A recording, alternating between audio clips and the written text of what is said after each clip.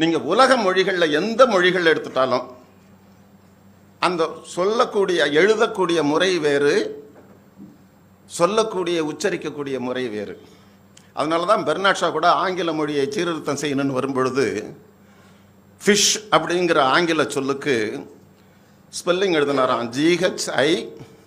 GHITIO அப்படின்னு. GHITIO fish அப்படின்னு படித்தாராம். அங்கே இருந்த எல்லாருக்கும் ஒரே குழப்பம், என்ன பெர்னாட் ஷாவுக்கு பைத்தியம் பிடிச்சி போச்சா அப்படின்னு இப்படி எழுதுறாரு. GHITIOன்னு எப்படி ஃபிஷ் ஆக முடியும் அப்படின்னு. அப்போ எல்லாரும் கேள்வி கேட்டிருக்கிறாங்க. அப்போ ஷா சொன்னாராம், சரி லாஃப் அப்படிங்கிற சொல்லுக்கு என்ன ஸ்பெல்லிங் அப்படின்னு. GHல தானே முடியுது. அப்போ GHஐ எஃப் சவுண்டில் தானே சொல்கிறீங்க லாஃப் அப்படிங்கிறதுக்கு.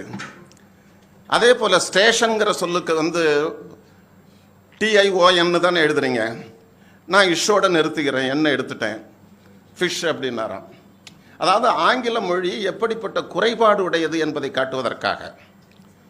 ஆனால் உலகத்தில் எல்லா மொழிகள்லையும் இப்போ தெலுங்கு மொழியில் தமிழில் கல்யாணம் அப்படின்னு நம்ம எழுதினோம்னா கலியாணம் அந்த யகரம் இந்த லீலே வந்துடும். அது இப்படி கீழே போட்டுட்டாங்கன்னாக்கா கல்யாணம்னு படிக்கணும். அதே போல் கன்னடத்தில் அது ஒத்துன்னு சொல்லுவாங்க. கன்னடத்தில், தெலுங்கில், இந்தியில், சமஸ்கிருதத்தில் எல்லா மொழிகளிலும் எழுதுறது மாதிரி படிக்க முடியாது, படிக்கிறது மாதிரி எழுத முடியாது. ஆனால் உலகத்திலேயே எழுதுவதை போல படிப்பது, ஒலிப்பதை போல எழுதுவது உலகத்தில் வேற எந்த மொழிக்கும் இல்லை. அதனால தான் மயங்கா மரபின் எழுத்து முறை.